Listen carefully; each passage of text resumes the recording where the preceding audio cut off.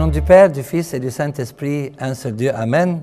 Chers frères et sœurs, aujourd'hui c'est le 3e dimanche du mois copte Baouna et j'aimerais aborder le thème suivant, la paternité spirituelle. 1. Dans l'évangile de l'office de l'encens du soir, le Christ mentionne en premier lieu la relation de paternité. Demandez et l'on vous donnera. Cherchez et vous trouverez. Frappez et l'on vous ouvrira. Car quiconque demande reçoit, celui qui cherche trouve, et l'on ouvre à celui qui frappe. Lequel de vous donnera une pierre à son fils s'il lui demande du pain? Ou s'il demande un poisson, lui donnera-t-il un serpent? Si donc, méchants comme vous l'êtes, vous savez donner de bonnes choses à vos enfants, à combien plus forte raison votre Père qui est dans les cieux donnera-t-il de bonnes choses à ceux qui les lui demandent? Et il termine en disant, tout ce que vous voulez que les hommes fassent pour vous, faites-le de même pour eux. Dans cet extrait biblique que nous venons de lire, le Christ nous montre qu'un père donne à son fils qui lui demande et ouvre à sa fille qui frappe à sa porte. B. Le Christ nous dit aussi qu'un père, même s'il est méchant, ne sait donner que de bonnes choses à ses enfants. Il est donc logique que notre Père céleste donne de bonnes choses à ses enfants lorsqu'il les lui demande. La valeur de la paternité spirituelle est bien supérieure à celle de la simple paternité. 2. Saint Paul nous confirme cette paternité spirituelle dans sa première épître aux Corinthiens de l'office de la Sainte Liturgie. Mais je vous avertis comme mes enfants bien-aimés, car quand vous auriez 10 000 maîtres en Christ, vous n'avez cependant pas plusieurs pères, puisque c'est moi qui vous ai engendré en Jésus-Christ par l'Évangile. Il nous appelle « mes enfants bien-aimés », bien qu'ils n'étaient pas mariés. B. Il a dit aussi qu'il nous a engendrés en Jésus par l'Évangile. Et C. Saint Paul mentionne également les maîtres qui font partie des guides spirituels. Cependant, ces guides ne peuvent se suppléer au rôle du Père spirituel, car Saint Paul dit ensuite « C'est moi qui vous ai engendré en Jésus-Christ par l'Évangile ». 3.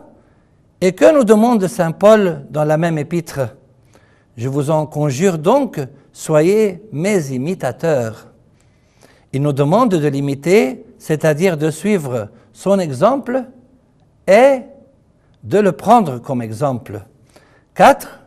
Que dit Saint Paul de ce que doivent subir nos pères spirituels pour notre bien-être dans ce même extrait biblique?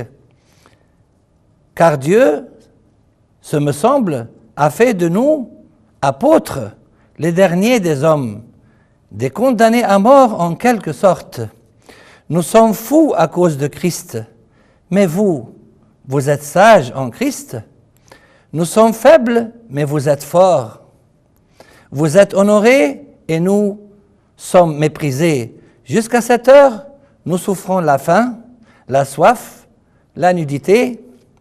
Nous sommes maltraités, errants çà et là. Nous nous fatiguons à travailler de nos propres mains. Injuriés, nous bénissons.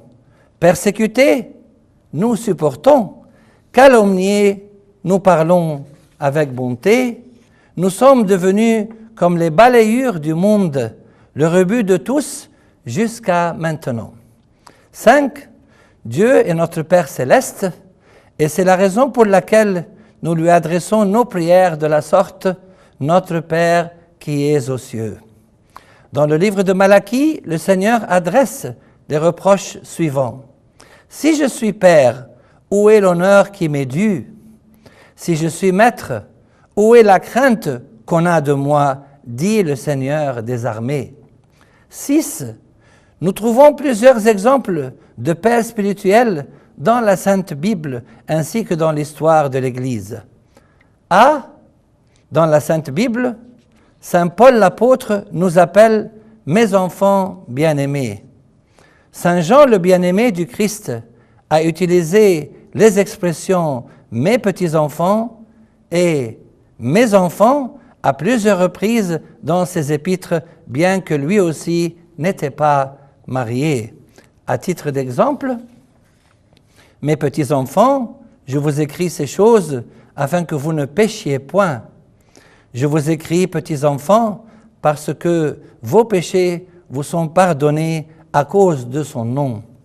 Je vous ai écrit, petits-enfants, parce que vous avez connu le Père. Petits-enfants, c'est la dernière heure, et comme vous avez appris qu'un antéchrist vient, il y a maintenant plusieurs antéchrists. Et maintenant, petits-enfants, demeurez en lui, afin que lorsqu'il paraîtra, nous ayons de l'assurance, et qu'à son avènement, nous ne soyons pas confus et éloignés de lui. Petits-enfants, n'aimons pas en parole et avec la langue, mais en action et avec vérité. Je n'ai pas de plus grande joie que d'apprendre que mes enfants marchent dans la vérité. B. Dans l'histoire de l'Église, nous trouvons tous les pères de l'Église, les docteurs de la foi, qu'ils soient célibataires ou mariés, ainsi que les pères du monachisme. Citons quelques exemples de docteurs de la foi chrétienne: Saint Athanase l'apostolique, Saint Cyril d'Alexandrie, Saint Basile le Grand et Saint Grégoire le théologien. À titre d'exemple de pères du désert, Saint Antoine le Grand, Saint Paul le premier anachorète, Saint Éphrem le Syrien, Saint Macaire et Saint Bishoy. 7. Et Saint Augustin de dire « Tu ne peux pas considérer Dieu comme ton Père si l'Église n'est pas ta mère. » Pour conclure, chers frères et sœurs, rendons grâce à notre Seigneur pour la paternité spirituelle qu'il nous accorde, et gloire à lui maintenant et pour les siècles des siècles. Amen.